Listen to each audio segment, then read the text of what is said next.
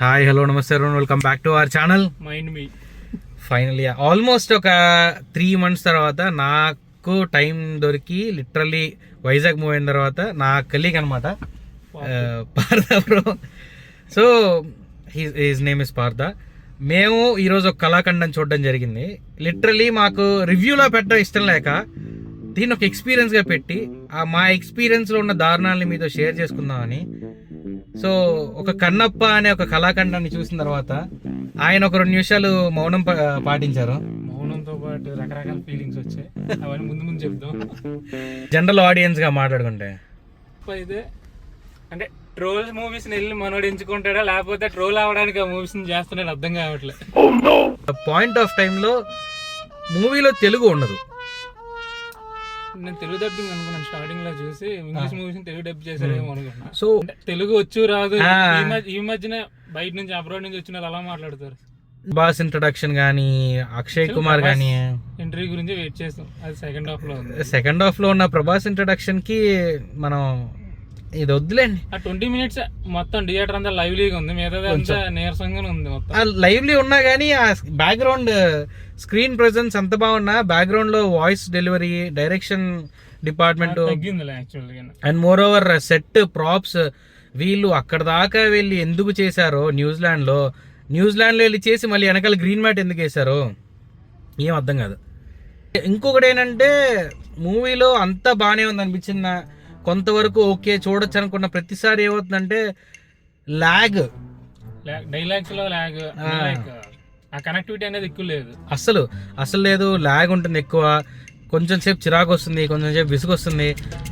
బాగుంది అనుకున్న సీన్లు పడ్డాయి, ఫ్రాంక్లీ ఒక 2-3 సీన్లు పడ్డాయి బాగున్నవి అనేవి. ఓల్డ్ మూవీస్ కన్నా యాక్టింగ్ బాగానే చేసినట్టు. మంచు విష్ణు బాగానే చేశాడు. ఇది మంచు విష్ణు అంటాం కంటే కూడా డైరెక్షన్ డిపార్ట్మెంట్ అంటాం బెటర్. వేరే వాళ్ళతో పాటు ఉంటే ఇంకొంచెం ఎంగేజింగ్ ఉండేదేమో. మేబీ ఒక డైరెక్టర్ దగ్గర ఉన్న ఫాల్ట్ అంతా కనిపిస్తూనే ఉంటుంది మనకి ఇందులో. వస్తున్నారు మన అసలు సిసలైన movie netizen, movie reviewer.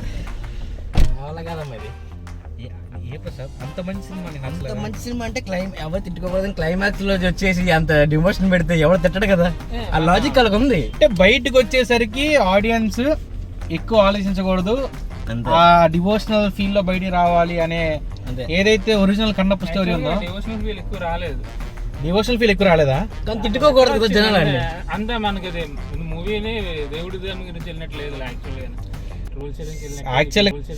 Actual గా కొన్ని సాంగ్స్ ఉంటాయి, వద్దు మాట్లాడద్దు ఆ సాంగ్స్. అసలు ఫస్ట్ హాఫ్ గురించి మాట్లాడకూడదు మనం.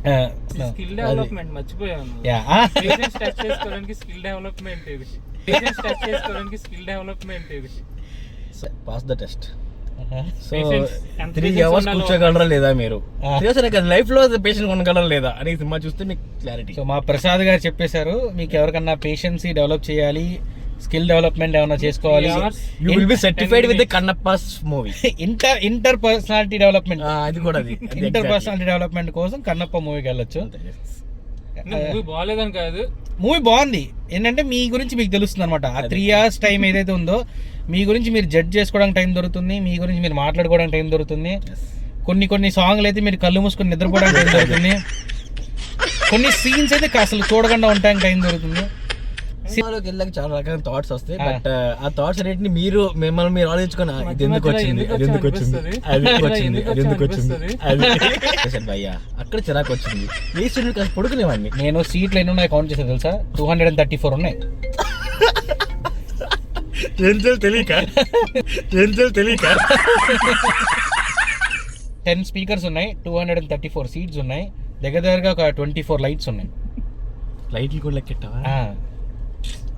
స్టెప్స్ స్టెప్స్ కుదరలేదు అంటే వాడు స్టెప్స్ లెక్కెడదాం అనుకుంటే కొన్ని మంచి సీన్లు పడ్డాయి, 1-2 లెక్కెడదాం అనుకున్నాం కానీ అనుకున్నాను కానీ ఎక్కువ మంది వచ్చారు. హాల్ ఒక 60% ఆఫ్ థియేటర్ ఫిల్ అయింది.